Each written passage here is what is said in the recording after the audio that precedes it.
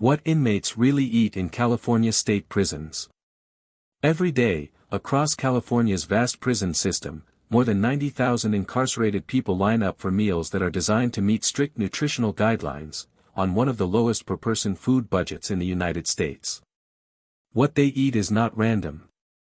It's planned, measured, approved. But what actually ends up on those trays, and what it's really like to eat it, is something few people outside prison walls ever truly understand.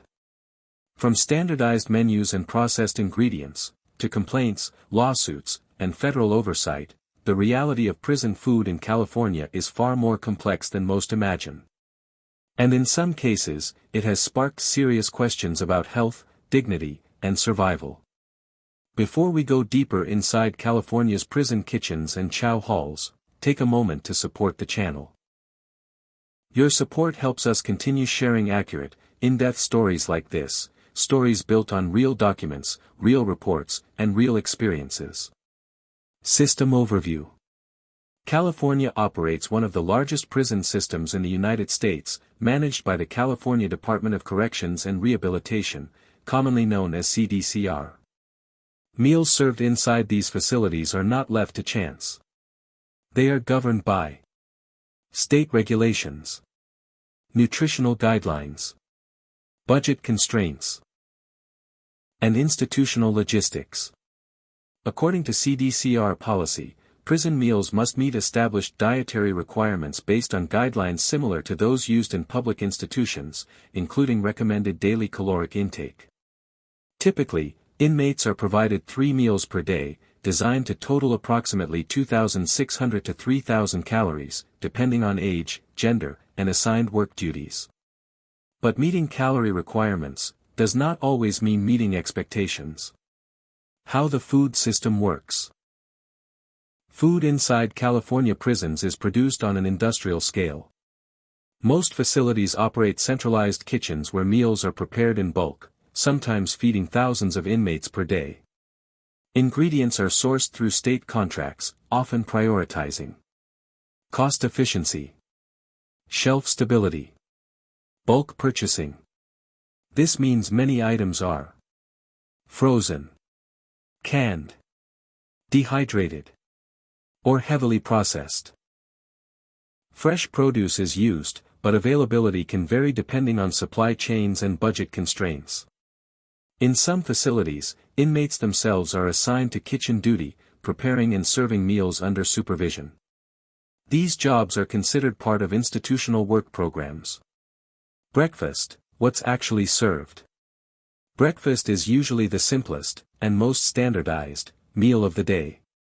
A typical California prison breakfast may include powdered or processed scrambled eggs, oatmeal or grits, white or wheat bread, a piece of fruit, often an apple or orange, milk, sometimes non-fat. Occasionally, a small portion of breakfast meat such as sausage. The eggs are often made from powdered mix rather than fresh eggs, something confirmed in multiple institutional reports and inmate accounts. Oatmeal is a common staple due to its low cost and high caloric value. Portion sizes are controlled carefully, based on dietary planning rather than individual preference. The reality of breakfast quality. While menus may appear nutritionally adequate on paper, the quality and consistency of the food have been widely debated.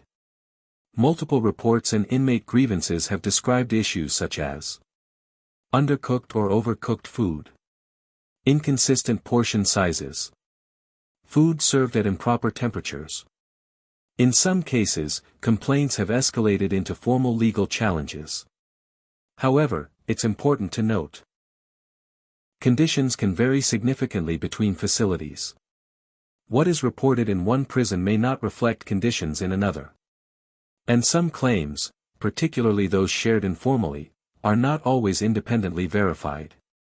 Still, oversight bodies have acknowledged ongoing concerns related to food service operations in certain institutions. Special diets and religious meals. Not all inmates eat the same meals. California prisons are required to provide specialized diets for Medical needs, such as diabetic or heart-healthy diets. Religious requirements, including halal and kosher meals. Vegetarian preferences. These meals must meet both nutritional standards and, where applicable, religious guidelines. However, access and quality of these alternative meals have also been the subject of complaints and legal scrutiny. In several documented cases, inmates have argued that meals labeled as compliant did not fully meet required standards. Some of these claims have resulted in settlements or policy changes, while others remain disputed or unresolved.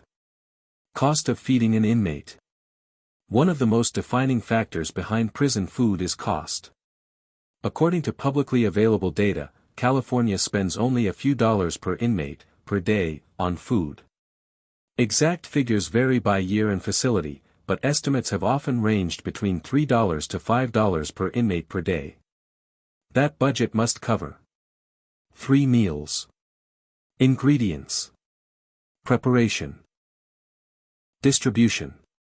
This financial constraint directly impacts ingredient quality, portion flexibility, menu variety. And it helps explain why meals often rely heavily on inexpensive, high-calorie staples. Breakfast is only the beginning. As the day moves forward, meals become more complex, and in some cases, more controversial. Because lunch and dinner inside California prisons reveal even more about how the system balances cost, nutrition, and control. And what inmates actually eat, might not be what you expect. Lunch, dinner, the loaf, and documented food controversies. Lunch service begins. By midday, the chow hall fills again. Lunch in California state prisons is typically the most calorie-dense meal of the day, designed to sustain inmates through work assignments, yard time, and long hours inside their units. Meals are served quickly, often within tightly controlled time windows. Movement is regulated. Seating is monitored. And meals are consumed under supervision. This is not just about nutrition. It's also about order. What's on a typical lunch tray? A standard prison lunch in California often includes a protein source such as chicken, ground beef, or processed meat. Beans or legumes. Rice or pasta. Cooked vegetables like cabbage, carrots, or greens.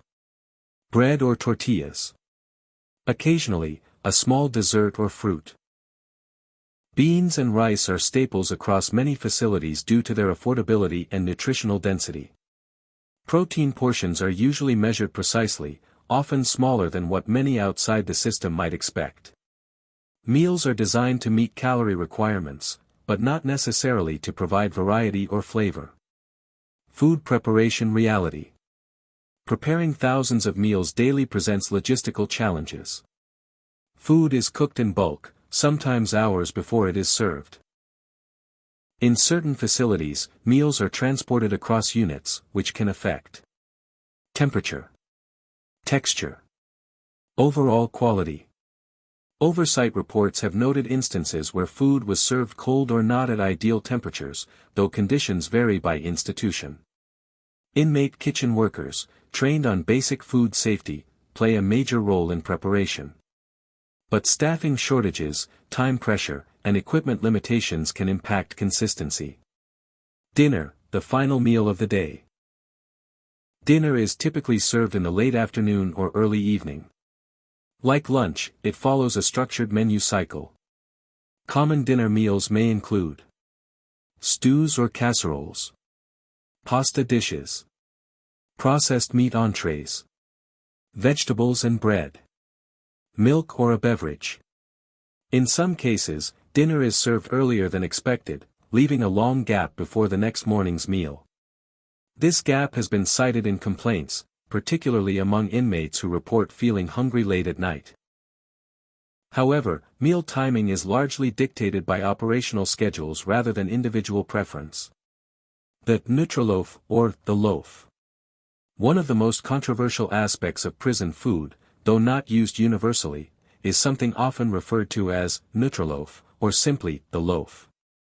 This is a dense, blended food product made from various ingredients such as beans, vegetables, grains, sometimes meat, all baked together into a single, solid portion. In California, its use has been limited and highly regulated, often associated with disciplinary measures in certain contexts.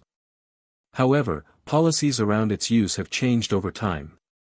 Legal challenges in multiple states, including California, have questioned whether serving such meals constitutes cruel or unusual punishment. Courts have generally ruled that it is constitutionally permissible if it meets nutritional standards and is used under strict guidelines. Still, its use remains controversial and, in some cases, reduced or discontinued depending on policy updates. Food safety concerns. Food safety inside prisons has also been the subject of scrutiny. Oversight agencies and investigative reports have documented concerns such as improper storage of food, pest issues in some facilities, expired ingredients being used or stored. It's important to note, these findings are not universal across all California prisons. Conditions vary significantly depending on the facility, staffing, and management.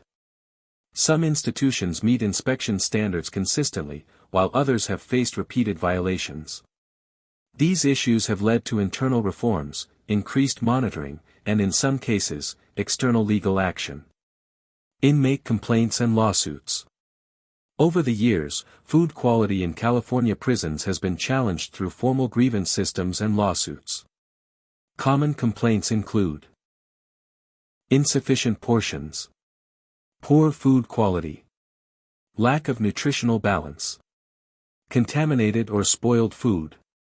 Some cases have reached federal courts. In certain instances, courts have ordered improvements or required further review of prison food systems. However, many claims are dismissed if the state can demonstrate that meals meet minimum nutritional standards. This distinction is critical. The legal standard focuses on adequacy, not preference. The role of California Prison Industry Authority. Part of California's prison food supply comes from within the system itself. The California Prison Industry Authority oversees agricultural programs where inmates produce dairy products, meat, fruits and vegetables. These programs are intended to reduce costs, provide job training, support self-sufficiency within the prison system. Some of the milk, cheese, and produce served in prison meals originate from these operations. However, this supply does not cover all food needs, and external vendors are still heavily relied upon. Nutrition versus reality. On paper, California prison meals are designed to meet nutritional guidelines. But the real-world experience can differ. Nutritional adequacy is calculated based on calories, protein, vitamins and minerals. Yet factors like food quality, preparation methods, portion consistency can influence how those nutrients are actually delivered. This gap between policy and practice is at the center of many ongoing debates about prison food. For many inmates, the official meal tray is only part of the story. Because inside California prisons, there is another food system operating alongside it. One that depends on money, access, and opportunity. The commissary. And for some inmates, it becomes essential, not optional. Commissary, survival, and the reality behind the tray. The commissary system. Inside California prisons, the official meal system is only part of daily life. The commissary, sometimes called canteen, allows inmates to purchase additional food using personal funds. Common items include instant noodles, peanut butter, packaged snacks, canned tuna or mackerel, coffee and drink mixes. Access depends entirely on an inmate's financial situation. Those without outside support, or prison wages, may have little to no access to these items. The hidden food economy. Over time, a secondary food economy develops. Items from the commissary are often traded, shared, or used as informal currency. In some cases, food becomes a way to build alliances, settle debts, or navigate social structures inside the facility. These exchanges are not officially sanctioned, but they are widely documented in correctional studies. Hunger and gaps between meals. One of the most commonly reported issues is the gap between meals. Dinner is often served in the late afternoon. Breakfast comes early the next morning. That gap, sometimes over 12 hours, can leave inmates relying on stored food. While official meals are designed to meet daily calorie requirements, the timing and distribution can affect how those calories are experienced. Some inmates report feeling consistently hungry. Others say the system is manageable with commissary support. Experiences vary, and not all claims are independently verified. What the system is designed to do. At its core, California's prison food system is designed to do one thing: meet minimum nutritional standards at the lowest possible cost, while maintaining institutional order. It is not designed for comfort. It is not designed for variety. And for many inside, it is simply something to get through, day after day. What inmates really eat in California state prisons is not just about food. It reflects a system balancing cost, control, policy, and human need. And while the menus are documented, the experience of eating them is far more complex. If you found this documentary informative, support the channel by liking and subscribing. Your support helps us continue bringing you real, fact-based stories from behind prison walls.